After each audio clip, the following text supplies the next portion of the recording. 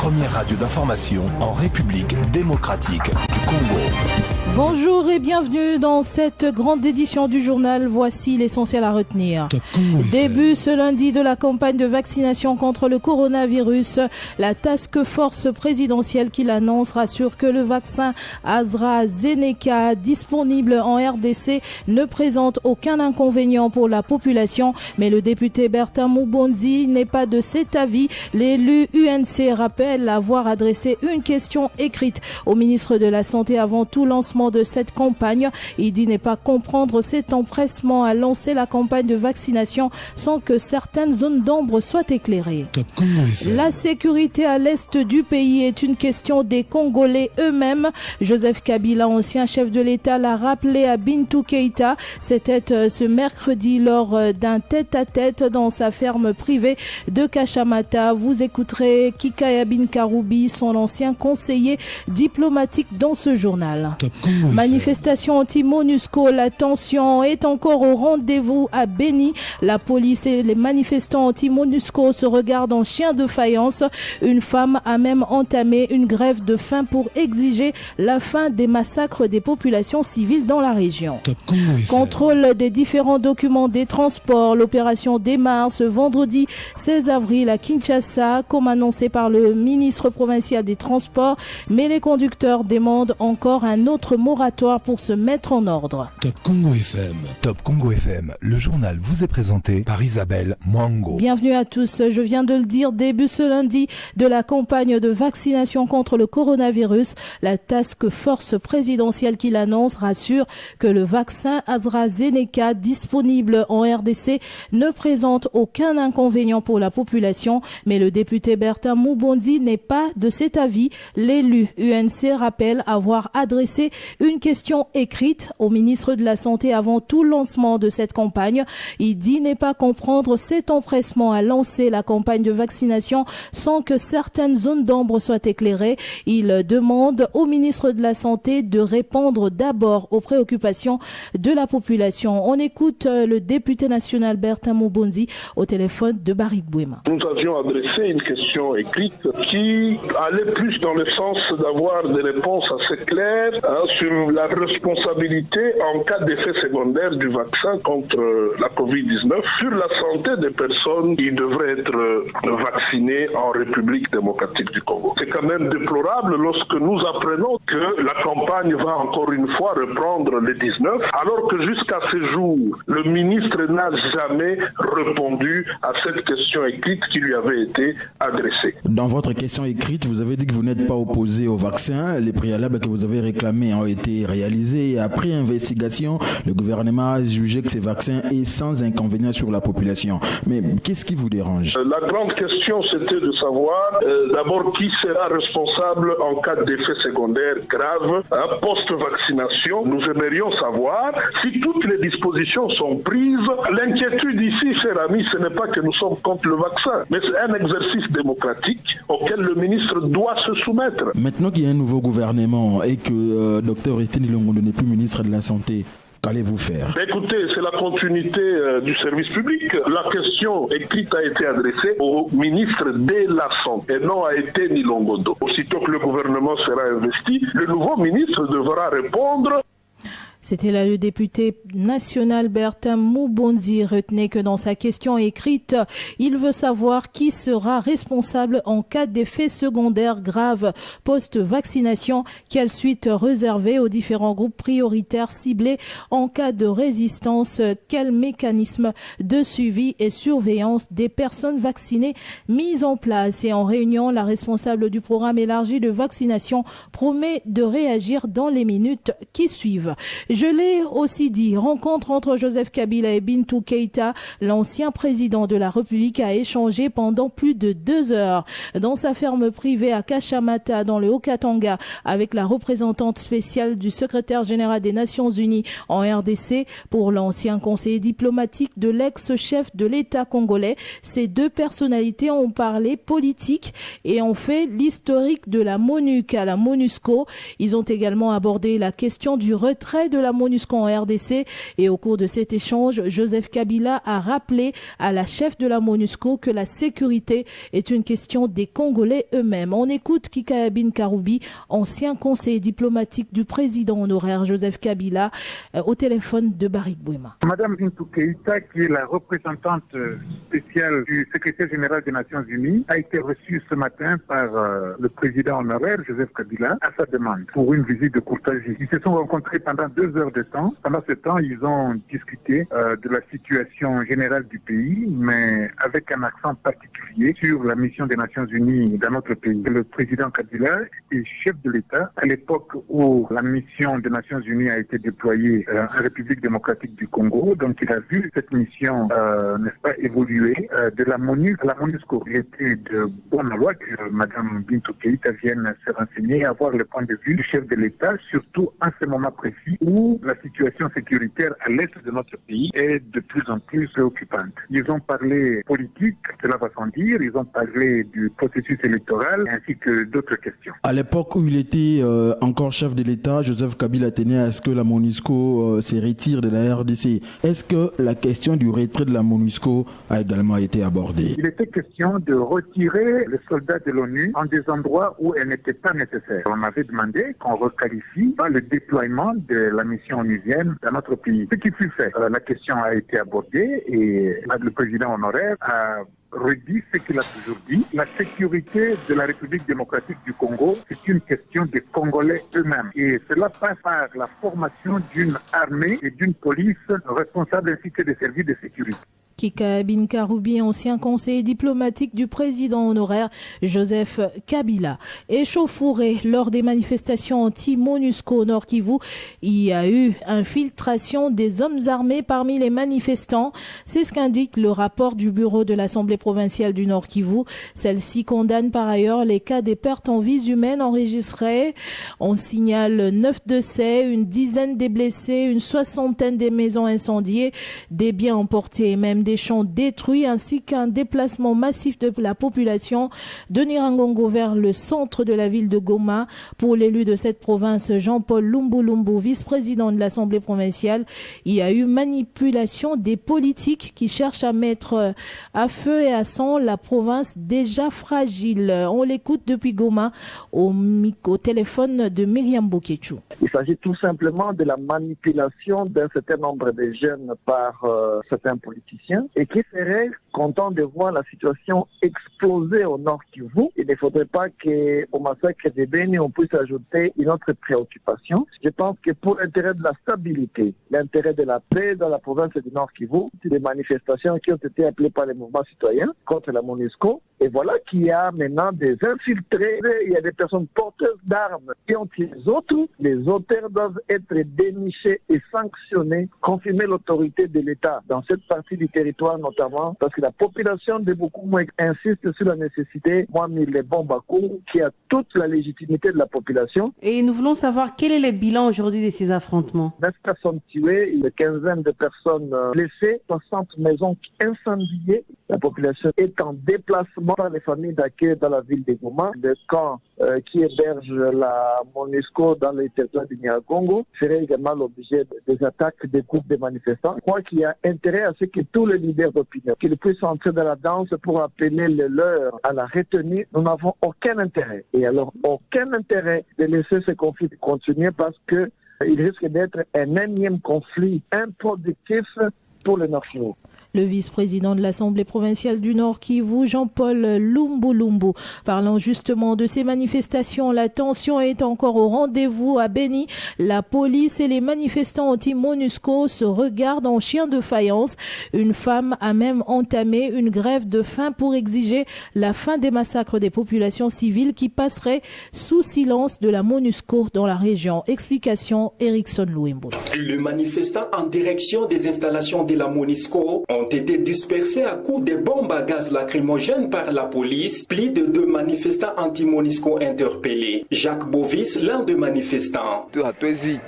Nous irons jusqu'au bout, nous n'allons pas nous fatiguer, jusqu'à ce que nous aurons gain de cause. Nous n'avons plus peur de la mort, nous allons nous libérer. Nous n'allons plus tolérer leur présence ici.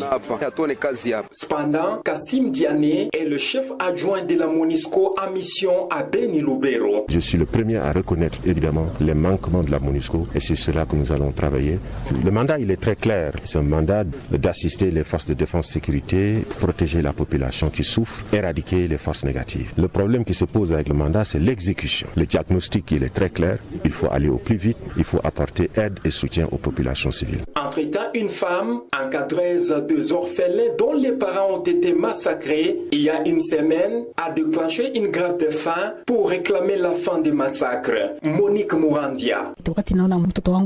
Quand je vois les hommes, les enfants tués, ça me choque beaucoup. C'est pourquoi j'ai rasé les cheveux, j'avale seulement un œuf cru chaque 3 jours. Le Nord Kivu nous appartient ou appartient à une autre communauté? Tshisekedi, tu nous avais promis que tu vas déplacer les camps Kokolo à Beni. Est-ce que c'est ce qui nous tue?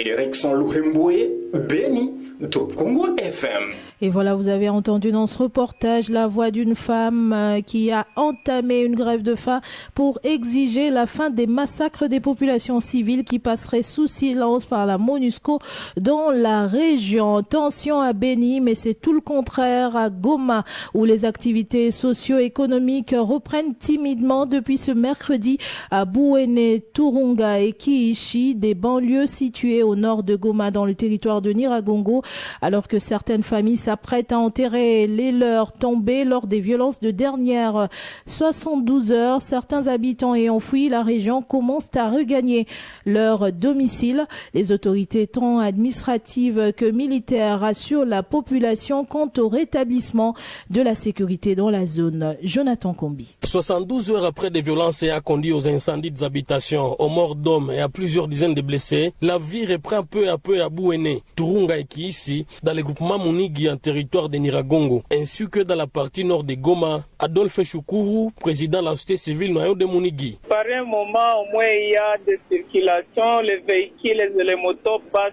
sans problème, les personnes aussi, mais aussi il y a certains gens qui ont commencé leurs activités commerciales. Quelques-uns qui se sentent que la situation est apaisée et commencent à revenir. Pour l'administrateur du territoire de Nyiragongo, l'heure est à l'inhumation des personnes décédées lors des violences enregistrées dans sa juridiction. Edouard Bahati. La première dépouille mortelle, on va l'enterrer à Kibumba. Nous sommes présentement à Kibumba. Et que les jeunes ne puissent pas être instrumentalisés, mais aussi à pouvoir dénoncer les délais de ficelles. Du côté de l'armée, on rassure la population quant aux dispositions déjà prises en vue de la sécuriser. Major Ndike Kaiko Guillaume, porte-parole de la 34e région militaire. Je rassure encore une fois la population que tous les dispositifs sont déjà en marche. La population peut garder son calme. Des stratégies anticipatives ont déjà été prises. Au moins 3 personnes, dont un militaire FARDC, ont été tuées lors des échanges de tirs de mardi entre un groupe de présumés rebelles et l'armée loyaliste à Munigi, non loin du bureau de la chefferie de Bukumu, annonce la société civile locale.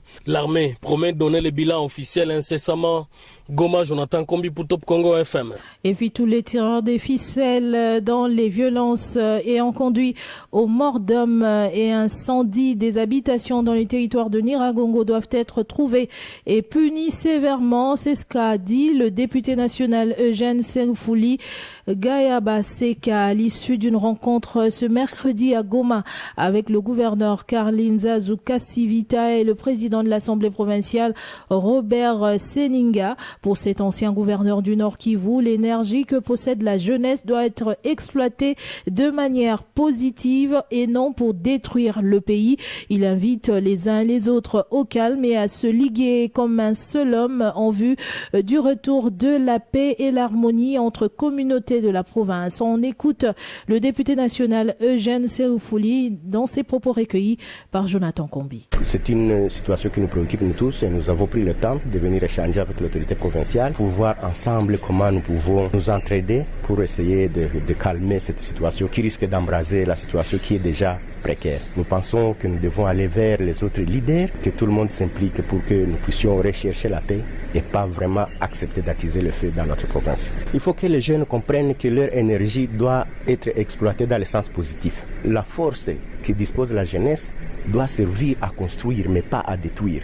Donc nous devons sensibiliser tous les jeunes, tous les leaders et même les chefs de communauté pour que nous puissions savoir que c'est dans l'unité que nous pouvons avoir la paix, que nous pouvons prospérer. Tous les semeurs de troubles doivent être poursuivis. On ne peut pas accepter que nous puissions vivre dans la jungle. Les gens doivent savoir qu'il y a une autorité et lorsque l'autorité a déjà pris une position, les gens doivent suivre. Tout le monde ne peut pas faire ce qu'il veut, c'est pas possible. Nous sommes dans un pays organisé, nous avons des autorités, nous devons respecter nos autorités, nous devons respecter nos lois et les gens qui vont aller en dehors devront être poursuivis par la justice. Donc la justice doit fonctionner, les services de sécurité doivent fonctionner pour que nous tous ensemble nous puissions nous souder des coudes pour le bien de nos populations. La radio Top Congo, toujours au top. Top Congo, oh yeah. Top Congo. Top Congo est à Djougou, dans la province de l'Ituri, oh yeah. Top Congo. Sur la radio Umoja 103.0 FM. La radio Top Congo, toujours au top. Top Congo. On va parler maintenant formation du gouvernement Samalou Kondé. L'ONG ACAJ, par l'entremise de son président, Maître Georges Kapiamba, se dit profondément préoccupé par le fait que 4 anciens ministres soient reconduits dans l'actuel gouvernement, pourtant impliqués dans les affaires de détournement des deniers publics. Maître Georges Kapiamba indique que 2 font l'objet d'enquêtes pour vente illégale d'une maison de l'État et 2 autres pour détournement des fonds publics. Il exige leur démission et refuse cependant de citer leur nom. On écoute Maître Georges Kapiamba au téléphone de Marcel Kitambala. Nous disons rester toujours préoccupés par le fait que 4 des 10 anciens ministres sur lesquels il y a des soupçons sérieux quant à leur implication pour le 2 dans une vente d'immeubles de l'État et 2 autres dans un détournement des fonds publics, c'est-à-dire des frais alloués à leur ministère pour le fonctionnement. Ça nous préoccupe énormément parce que nous aurions bien souhaité qu'ils puissent aussi rester à l'écart pour leur permettre de développer leurs moyens de défense. Mais pourquoi ne donnez-vous pas carrément le nom de ces ministres? Alors, pour des raisons liées notamment au respect de la présomption d'innocence, mais aussi pour protéger à ce niveau-là la confidentialité qui est liée à l'enquête. Nous ne pouvons pas révéler leur nom, mais je suis sûr que dans les jours à venir, l'opinion le saura. Et des réactions autour de la publication du gouvernement Samalou Kondé. Nous y reviendrons avant la fin de ces journaux. En attendant, on poursuit ce journal avec la déchéance du gouvernement Jean-Baptiste Saïdi ainsi que son gouvernement. Le gouvernement déchu réagit. Il dénonce plusieurs irrégularités lors du vote par l'Assemblée plénière. D'après Maître David Mambo, l'un des proches du gouverneur Jean-Baptiste Saïdi n'a pas bénéficié du droit de la défense, pourtant garanti par la Constitution. Aussi, la mise en accusation n'a pas été à l'ordre du jour.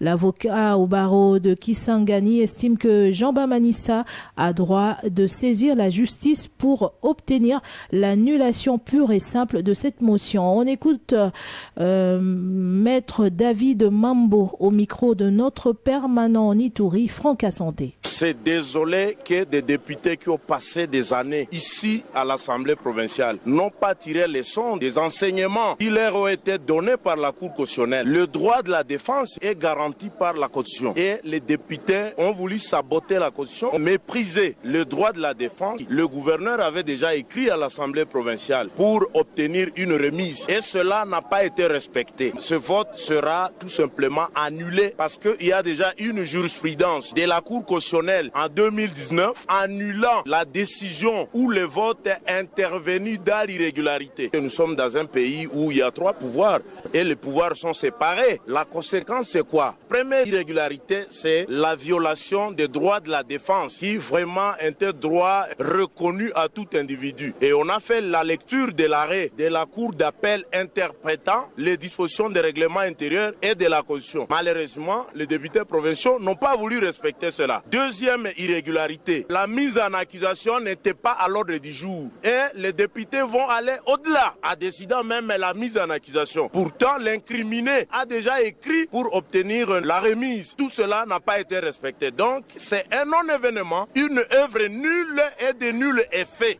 Maître David Mambo, l'un des proches du gouverneur Jean Bamanissa.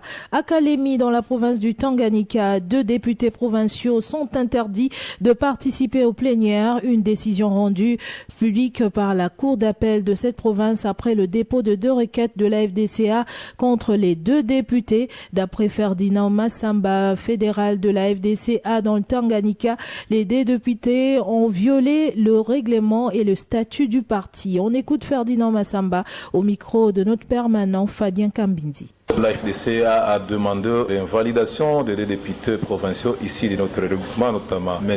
Ambaka Djilo John, élu de Kabalo, et M. Kibombo Kakoudi Vincent, élu de Manon. Nous les reprochons indiscipline vis-à-vis de notre regroupement. Ils ont défié les textes légaux, le règlement intérieur, le statut. Alors j'ai initié une requête dans laquelle j'ai sollicité une mesure préventive, c'est-à-dire la suspension de leur participation à des plénières jusqu'à l'issue du dossier. L'arrêt de la Cour est déjà sorti et la Cour va les appeler aujourd'hui pour les notifier. Ils n'ont plus droit de participer à des plénières. Ça, c'est un message que j'ai lancé à l'opinion nationale, à l'opinion provinciale, c'est-à-dire à toutes les autorités compétentes que M. Ambaka Djilo et M. Kibombo n'ont plus droit de participer à des plénières à l'Assemblée provinciale. Moi, j'ai un mandat spécial pour les dossiers. Je ne peux pas m'amener devant une grande cour comme ça sans qualité. Un député qui a fait 2 ans, il est en train de siéger, il touche ses émoluments, il ne paye pas. Est-ce que là, vous allez dire que c'est l'union sacrée? C'est ça même la leçon qu'on va donner aux autres, qui sont en train de violer le règlement, les textes de les regroupements. Parce qu'après FDC, les gens qui vont suivre la même voie. Et les gens pensaient qu'ils sont intouchables, qu'ils peuvent faire de n'importe quoi. Bon, l'impunité doit prendre effet. Nous sommes dans un état de droit. Le peuple réclame justice. C'est la campagne lancée par le mouvement Congo en avant. Ce mouvement citoyen exige des autorités judiciaires la célérité et l'information sur l'avancement des enquêtes menées dans les dossiers du parc agro-industriel de Bukangalonzo, les fonds alloués à la riposte contre la Covid-19 et la gratuité de l'enseignement. Pour cela, le mouvement Congo en avant projette un sit-in au cours duquel un mémorandum sera déposé au parquet généraux près la Cour de cassation et la Cour constitutionnelle le vendredi 23 avril 2021 prochain. On écoute Hervé Muntizumu, étudiant à l'université de Kinshasa et cadre du MCA au micro de Rémi Moulingati. Le mouvement Congo en avant, MCA en sigle, va accompagner une fois de plus les étudiants, les associations et les Kinois à faire un sit-in devant les parquets généraux près de la Cour de cassation et de la Cour constitutionnelle ce vendredi 23 avril 2021 à partir de 8h. Nous allons aller là-bas pour réclamer la justice contre le détournement des deniers publics. Le point de rencontre sera l'immeuble INSS sur le boulevard du 30 juin. En ce qui concerne l'autorisation, nous rappelons que nous sommes dans un régime d'information et non d'autorisation.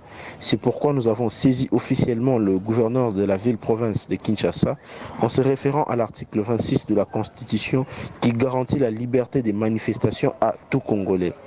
Après ces sit-ins, nous nous attendons à l'ouverture des procès sur le dossier Bukangalonzo, EPST, fonds Covid, gestion de la province de l'Équateur.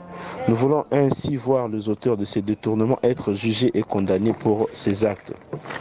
Nous invitons les Congolais à s'élever, nous invitons les Kinoises et les Kinois à s'élever et à se joindre à cette action populaire et patriotique qui va booster la justice congolaise en vue de l'établissement d'un véritable état de droit. Gestion des entités territoriales décentralisées et planification du développement local. La question est au centre d'un atelier de formation dans le secteur de l'Huilou dans la province du Lualaba. Ces assises visent le renforcement des capacités des acteurs intervenant dans le développement de cette entité qui regorge plusieurs entreprises minières. Organisée par le programme présidentiel accéléré de lutte contre la pauvreté et les inégalités en collaboration avec la plateforme Comprendre et Agir d'agir dans le secteur minier, industriel et artisanal. Cet atelier est la résultante du plaidoyer de Kasmia ASBL en faveur des ETD et leur communauté. Maître Shadrach Moukad, coordonnateur de Kasmia ASBL, revient sur l'essentiel de cet atelier au micro de Timothée Prince-Audia. Il y a 5 mois, nous nous sommes lancés dans une campagne de contrôle citoyen de la gestion de la redevance minière dans les ETD. Lors de ces contrôles citoyens, nous avions pu déceler que les entités territoriales décentralisées acquisaient certaines forces ainsi que certaines faiblesses, c'est-à-dire certaines insuffisances. Quand on parle de forces, c'est-à-dire qu'ils manifestaient aussi certaines capacités. C'est ainsi que nous avons estimé, après la publication du rapport, certains participants ont trouvé que vis-à-vis à ce que nous avions présenté comme état des lieux sur le plan des connaissances, surtout que certaines ETD et la plupart ont manifesté qu'ils avaient un besoin énorme dans la planification et la gestion des fonds qu'elles disposent. C'est dans ce sens-là que Kasmia s'est présenté auprès du programme présidentiel accéléré de lutte contre la pauvreté et les inégalités afin de solliciter que les experts de cette cellule présidentielle viennent nous accompagner en ayant un partenariat entre cette cellule ou ce programme et Kasmia afin que nous puissions aider les ETD à atteindre un niveau attendu afin que leur travail, leur gouvernance puisse impacter les social de nos communautés. Mais cela requiert vraiment des connaissances appropriées. C'est pourquoi nous avons des experts techniciens dans les domaines de planification, dans les domaines de développement communautaire. Et puis les femmes congolaises actives dans l'entrepreneuriat à l'école de formation sur l'AGOA, une initiative du consortium des réseaux des femmes congolaises COREFEC en collaboration avec le Collège du commerce international du cabinet du chef de l'État. L'objectif est d'aider la jeune féminine impliquée dans AGOA à comprendre pourquoi, comment et avec qui faire des échanges commerciaux entre la RDC et les États-Unis afin de booster l'économie congolaise. On écoute Patricia Maïcha, présidente nationale du COREFEC en charge du développement du commerce international, chapitre AGOA. Ça faisait plus de 10 ans que la RDC a été soustraite d'AGOA, mais la RDC a réintégré AGOA suite aux efforts du président de la République et d'autres acteurs parties prenantes qui ont accompagné le plaidoyer. Aujourd'hui, la RDC se prépare et voilà la raison pour laquelle nous avons tenu à organiser cette formation, parce que les entrepreneurs congolais et tous les acteurs qui sont impliqués d'AGOA doivent comprendre le comment, le pourquoi et les avec qui échanger, faire les échanges commerciaux entre la RDC et les États-Unis et comment bénéficier de ces investissements qu'offre AGOA et toutes ces opportunités, comment peuvent être bénéfiques aux Congolais. La majorité des participants sont les femmes, oui, parce que ce sont les femmes d'abord qui se sont appropriées les mécanismes AGOA en RDC à partir du plaidoyer jusqu'à la réintégration. Ils ne pouvaient pas baisser les bras au moment où le pays a réintégré l'AGOA. Maintenant, ce sont ces femmes-là qui sont actives dans l'entrepreneuriat qui vont faire bénéficier la RDC de ces assises, mais bien sûr, il faut aussi qu'il y ait l'accompagnement du gouvernement congolais, parce que les femmes ne pourront pas le faire seules. Il faut que le climat des affaires soit assaini pour que ces investisseurs puissent venir investir dans notre pays. Nous avons aussi besoin de la sécurité pour que les agriculteurs locaux puissent aussi se retrouver d'AGOA. Et AGOA, pour rappel, est une loi américaine qui permet aux pays de l'Afrique subsaharienne d'exporter leurs produits sur le marché américain. Contrôle des différents documents des transports. L'opération démarre ce vendredi 16 avril à Kinshasa, comme annoncé par le ministre provincial des Transports. Mais les conducteurs demandent encore un autre moratoire pour se mettre en ordre. Ils justifient leur requête par notamment le manque des moyens à cause de la crise sanitaire et la lenteur au niveau des services chargés de délivrer les 10 documents. On écoute Eric Manyanga et Papi Kadiwaku, respectivement président national et coordonnateur FUNA de l'ASBL Mopila. Ils sont au micro de Dominique Dinanga. En tant qu'ASBL des chauffeurs, nous n'approuvons pas cette décision parce qu'il y a beaucoup d'irrégularités dans les banques, donc le service est vraiment trop lent. Voilà la raison pour laquelle nous demandons au ministre de nous donner encore un autre moratoire de 2 mois pour nous permettre d'acheter les documents, pour permettre les patrons d'acheter les documents. Le ministre sait déjà bien, il y a beaucoup d'irrégularités dans les banques, le service est trop lent, il n'y a pas de courant, il n'y a pas de connexion, et puis les gens qui achètent après 1 semaine, 2 semaines, ils n'ont pas les documents, parce que nous venons de période de Covid, il y a beaucoup de problèmes financiers, même le gouvernement lui-même se plaint par rapport à la Covid.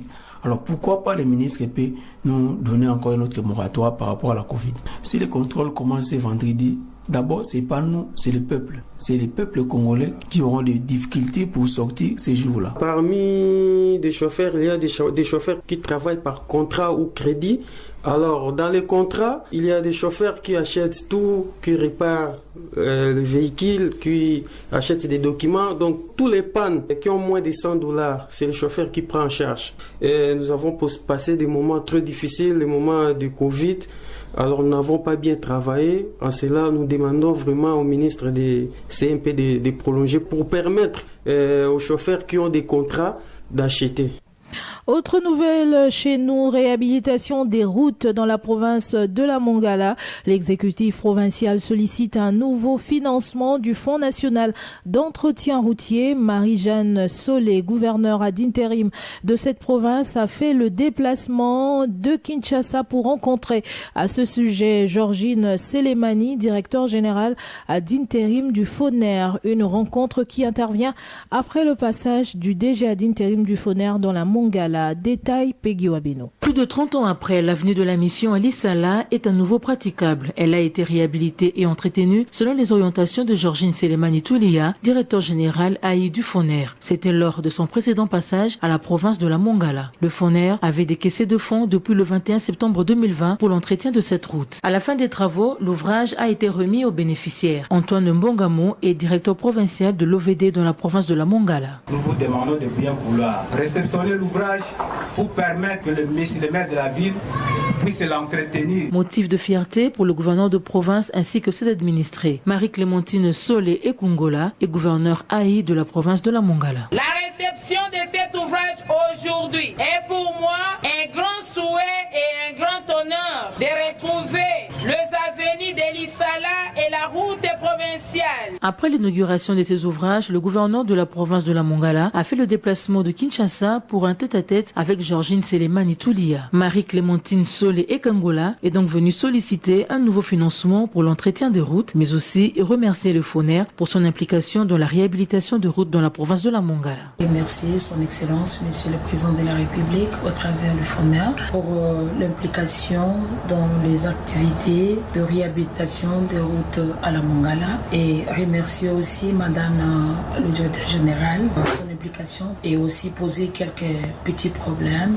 que nous avons là-bas. La réhabilitation des routes dans la province de la Mongala favorise ainsi les échanges commerciaux mais aussi une circulation plus fluide. Après échange avec Georgine Selemani, directeur général AI du FONER, sur les procédures de décaissement des fonds au Fonds national d'entretien routier, le gouverneur de la Mongala, Marie-Clémentine Solé Ekungola, est rentrée dans sa province. Elle s'attelle ainsi à travailler avec ses collaborateurs pour monter un nouveau projet à soumettre au FONER dans le cadre du programme routier 2021. Peggy Wabeno sur Top Congo FM. Et dans la ville de Kinshasa, la commune de Ngaba va bientôt bénéficier des projets de développement dans le domaine d'assainissement. C'est le fruit du partenariat conclu entre cette municipalité et la ville d'Évreux en France. La signature de la charte de coopération entre les deux parties est intervenue le week-end dernier à la maison communale de Ngaba. Gentine Ngobila a exprimé sa gratitude envers le maire d'Évreux, Guy Lefranc, mais également à tous ceux qui ont travaillé pour la concrétisation de ce protocole et surtout à Stéphane Mbaki, un Congolais vivant en France qui a mené les démarches pour la matérialisation de ce projet. Détail Cyril Milandou. Selon le gouverneur de la ville de Kinshasa, il existera des échanges entre les villes de Kinshasa et d'Évreux pour le développement de la commune de Ngaba. Gentini Ngobila. Nous traduisons nos remerciements parce que Monsieur le maire Guy Lefranc a pris le temps d'examiner notre requête. En ce temps, cette démarche a été entreprise par Stéphane Mbaki, un ressortissant congolais vivant en France. Mes remerciements vont également à mon très cher frère, Monsieur Stéphane Mbaki. Il a pris cette démarche à bras-le-corps. Le gouverneur de Kinshasa a démontré les dégâts causés par les sachets sur l'environnement, tout en rappelant sa mesure visant l'interdiction de la production et de l'usage des sachets en plastique. Peu avant, Gentini Ngobila a visité les différents chantiers routier de Kinshasa, notamment l'avenue Kikwit qui est en pleine construction par Safrimex. Selon les chefs de chantier, l'asphaltage du tronçon Fikine-Pont-Yolo démarre au courant de cette semaine. Le numéro 1 de la capitale s'est rendu par la suite sur l'avenue Bongolo qui se trouve dans un état de délabrement très avancé. Les travaux du pont Bongolo débutent cette semaine, a déclaré Gentini Ngobila. Il a par ailleurs annoncé les travaux de l'éclairage public de certaines avenues. Gentini Ngobila a bouclé sa visite dans les entrepôts de l'OVD où sont entreposés des engins acquis grâce à la coopération japonaise pour les travaux d'assainissement et de réhabilitation de la voirie urbaine de Kinshasa. Cyril Milandou, les habitants de Zamba Telecom dans la commune de Mongafula en colère. Ces habitants dénoncent l'indifférence du gouvernement face aux problèmes de route que rencontre leur quartier. Selon les témoignages, la route Télécom est coupée en deux par une tête d'érosion à la hauteur de la ferme Béliard. La population de Zamba Telecom regrette que leur quartier n'est repris dans différents programmes de réhabilitation des routes dans la capitale. L'un des habitants s'est confié à Cécile Ngumba. Notre plainte demeure en tant que population qui est Zamba Telecom. Nous apprenons que les travaux de réhabilitation de construction de routes de la voirie ont été lancés dans la capitale avec le projet Chile-Gelou. Nous avons comme l'impression que notre coin, Zamba Telecom, n'est pas connu et on n'en parle presque pas. Et d'ailleurs, nous apprenons qu'il y a un ministère des enclavements aussi qui a été créé, mais on ne parle pas de Zamba Telecom.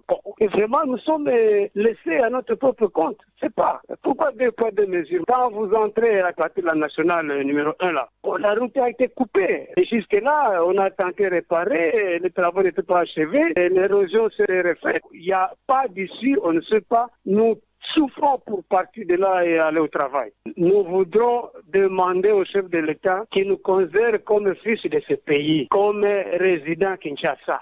Comme nous apprenons, il y a des routes qui sont en train de construire ça et là dans la capitale, mais qu'on pense aussi à Zamba Telecom. On revient maintenant sur les réactions autour de la publication du gouvernement Samalou Kondé.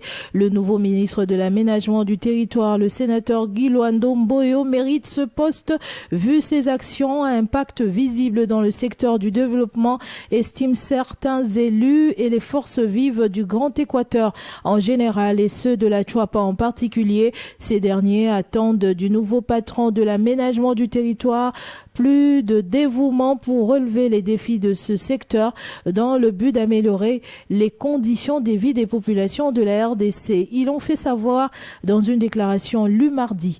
Astrid Beleke, porte-parole de circonstance, est au micro de Rachel Insiwe. Nous, députés nationaux, sénateurs, députés provinciaux, autorités coutumières du Grand Équateur en général, de la province de la Chuapa en particulier, remercions son Excellence Monsieur le Président de la République, chef de l'État, Félix Antoine Tshisekedi Tshilombo, pour avoir jeté son dévolu sur notre digne fils, l'honorable sénateur Guy Luando, en qualité de ministre d'État en charge de l'aménagement du territoire. Ce faisant, nous prenons l'engagement de soutenir sans relâche la vision du chef de l'État et l'action du gouvernement dans la mesure de nos moyens pour le bonheur du peuple congolais. Un poste qui convient parfaitement à son profil au regard de ses actions à impact visible qu'il ne cesse de mener sur l'ensemble du territoire national à travers sa fondation Ouidal par l'amélioration sensible des conditions de vie de ses compatriotes par l'octroi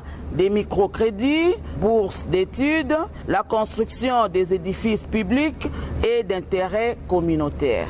Ce qui justifie la liesse populaire et des marches spontanées observées à travers quelques grandes villes du pays à l'annonce de son entrée au gouvernement de l'Union sacrée. Comptons sur votre esprit patriotique, votre humanisme pour la promotion du bien-être social. Nous sommes convaincus que votre Excellence va relever les défis de vos charges régaliennes. Et la DINAFEC, Dynamique nationale des femmes candidates, attend du gouvernement Samalou Condé un changement dans tous les domaines de la vie du Congolais. Au cours d'une rencontre organisée un jour après la publication de ce gouvernement, ces femmes se réjouissent de la représentativité des femmes au sein du gouvernement. Mati Ponga Liveya, chargée de communication au sein de la Dynamique nationale des femmes candidates, l'a dit au micro de Béro Matanda. L'objectif était de remercier le président de la République, son Excellence Félix-Antoine Tshisekedi Tshilombo, ainsi que la première dame et le premier ministre pour avoir cette fois-ci mis beaucoup de femmes aux institutions dans le gouvernement. Et voilà, nous attendons le changement dans la manière d'exercer son pouvoir. Nous voudrions voir le Congo émerger à travers ces femmes. La priorité, c'est de faire du Congo, de notre pays, un bijou au niveau international, tant national. Les femmes vont exercer leur travail plus que les hommes. Ce n'est pas une compétition, mais nous avons senti il y a un chaos. Depuis que l'homme a commencé à gouverner jusqu'à là, il y a toujours de chaos sur chaos. Mais cette fois-ci, nous voudrions voir un changement total dans tout le secteur. Nous n'avons pas de priorité dans tout le secteur, tant politique, économique. Et puis le syndicat de la SCTP ex-Onatra attend du nouveau ministre de Transport des grandes mesures pour la relance de leur entreprise. Dans une déclaration faite à Kinshasa, ce syndicat indique que la priorité pour la SCTP reste la fermeture des ports qui fonctionnent dans l'illégalité. Armand Ossassé, président de ce syndicat, indique que les travailleurs de la SCTP croupissent dans la misère. Il espère qu'avec le nouveau ministre Chérubin Okende, la SCTP va redorer son image. On l'écoute au téléphone de Cécile Ngumba. La priorité pour l'ex-Onatra, la fermeture de tous les ports illégaux, parce que il y a des grandes décisions lors des 46e et 52e réunions du Conseil des ministres. Il a été décidé, et des réunions présidées par le président de la République, la fermeture de tous les ports illégaux clandestins. Mais vous savez que ces des grandes décisions n'ont été respectées parce que les ministres des Transports protège toujours les intérêts des ports privés. Et ce départ du ministère des Transports, c'est une délivrance pour le pays. Aussi, à part les dossiers des ports, à l'ex-Onatra, il y a des problèmes sérieux, blocage total. Le président de la République a été saisi par nous les syndicats pour décanter, donner la solution durable et aux problèmes et travailleurs aujourd'hui croupissent dans la misère la plus noire. Notre argent bloqué à la présidence, aussi des problèmes internes entre les organes de la société. Donc, nous espérons que le président de la République va nous réserver une suite favorable pour l'intérêt du pays et du peuple congolais. Les artistes se sont aussi exprimés. Mettre en place une véritable politique culturelle, c'est le vœu que formule le collectif des artistes et culturels congolais à Madame Catherine Fouraha, nouvelle ministre de la Culture et Arts. Notre souhait aurait été de voir à la tête de ce ministère culturel, reconnaît Paul Leperc, coordonnateur de cette structure, qui exhorte cependant la ministre à collaborer étroitement avec les artistes et culturels. On écoute Paul Leperc, qui est joint au téléphone par King Munga. Nous prenons acte de la nomination de Madame Fouraha Katungu. Certes, on a pu voir sur son profil, elle n'est pas de notre secteur. Mais bon, que devons-nous faire? Ça reste un poste politique. Nous sommes là, nous allons travailler avec elle. Alors justement, vous allez travailler avec elle, vous sollicitez une collaboration franche avec l'actuel ministre. Mais quelles sont les attentes finalement de l'artiste et du culturel congolais? Nous attendons beaucoup de choses, mais toutes ces choses sont dans un seul élément qu'on appelle la politique culturelle. La RDC n'a jamais eu de politique culturelle. Les droits d'auteur, la gestion collective de droits d'auteur et des droits voisins, la perception et gestion de la copie privée, le statut d'artiste, les financements de projets culturels, la réhabilitation des infrastructures culturelles. Et nous voulons, cette fois-ci, avoir la politique culturelle le plus tôt possible. Et c'est bien parce que ça coïncide avec le mandat du président à la tête de l'Union africaine et un mandat qui est sur la culture, art et patrimoine. Et c'est vraiment l'occasion, à travers ce mandat, que nous ayons cette politique culturelle le plus vite possible. On va se quitter sur cette note. Paiement des factures de la Régie des eaux. La campagne de recouvrement forcé lancée depuis mardi 16 mars dans la ville de Kinshasa se poursuit. La Régie des eaux, direction provinciale de Kinshasa, demande donc à tous ses abonnés en retard de paiement d'honorer leurs factures de consommation d'eau, car ce recouvrement forcé ne consistera pas seulement à la coupure d'eau, mais aussi au déterrement de tous les tuyaux jusqu'à l'appurement de ses créanciers. Le directeur provincial de la Régie des eaux Kinshasa, Jean Bosco Mwaka, indique que la Régie des eaux va utiliser tous les moyens que l'État congolais met à sa disposition pour entrer dans ses droits. Top Congo FM 88.4, première radio d'information en République démocratique du Congo. Ce journal est complètement terminé, mais avant de se quitter, le rappel des titres. Début ce lundi de la campagne de vaccination contre le coronavirus. La task force présidentielle qui l'annonce rassure que le vaccin AstraZeneca disponible en RDC ne présente aucun inconvénient pour la population, mais le député Bertin Moubonzi n'est pas de cet avis. L'élu UNC rappelle avoir adressé une question écrite au ministre de la Santé avant tout lancement de cette campagne. Il dit ne pas comprendre cet empressement à lancer la campagne de vaccination sans que certaines zones d'ombre soient éclairées. Top Congo FM. La sécurité à l'est du pays est une question des Congolais eux-mêmes. Joseph Kabila, ancien chef de l'État, l'a rappelé à Bintou Keïta, chef de la MONUSCO. C'était ce mercredi lors d'un tête-à-tête dans sa ferme privée de Kachamata. Vous avez suivi dans ce journal Kikayabin Karoubi, son ancien conseiller diplomatique. Manifestation anti-MONUSCO, la tension est encore au rendez-vous à Béni. La police et les manifestants anti-MONUSCO se regardent en chien de faïence. Une femme a même entamé une grève de faim pour exiger la fin des massacres des populations civiles dans la région. Contrôle des différents documents des transports. L'opération démarre ce vendredi 16 avril à Kinshasa, comme annoncé par le ministre provincial des Transports, mais les conducteurs demandent encore un autre moratoire pour se mettre en ordre. Top Congo FM. Voilà, ainsi se referme cette grande édition du journal qui a connu le concours rédactionnel de Barik Bouema, Cécile Ngomba, sous la coordination de Peggy Wabeno. À la technique, il y avait John Kondé, et de l'autre côté de la caméra, nous avons eu Didi Binsika, Théo Lusakweno, Dani Zayobi et Patrick Mongongo. Merci à vous tous qui nous avez suivis. 5 éditions, 18 bulletins d'information. Top Congo FM 88.4, première radio d'information en République démocratique du Congo. Une rédaction en contact permanent avec ses auditeurs. 080 812 812. Information avec Top Congo FM 24h sur 24, 7 jours sur 7.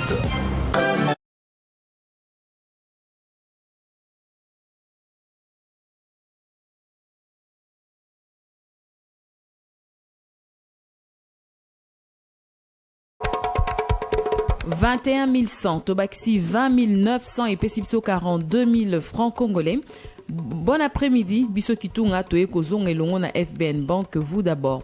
Alors tozo rappelé principe olingo liambong ebele pe a ofele tinda kombo na numéro à téléphone na 09 080 000.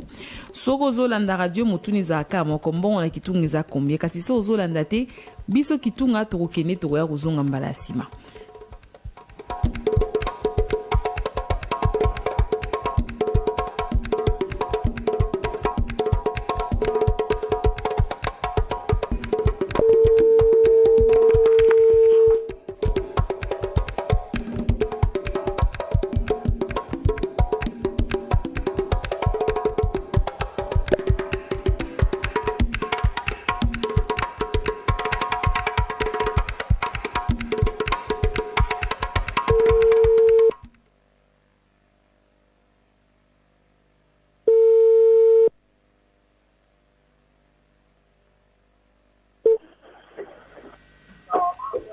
Allô?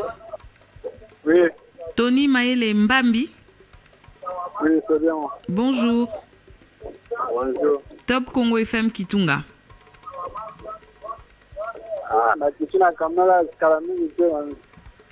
Donc olandi te oza pe na idée te. Ok, au raté 42 000 francs congolais à Tambala et Sima. Merci d'avoir participé. Merci. Et l'on a FBN Bank, vous d'abord, Toer ou Zongambala Sima, Kasi Ngongande et Baniti. Kitunga avec FBN Bank.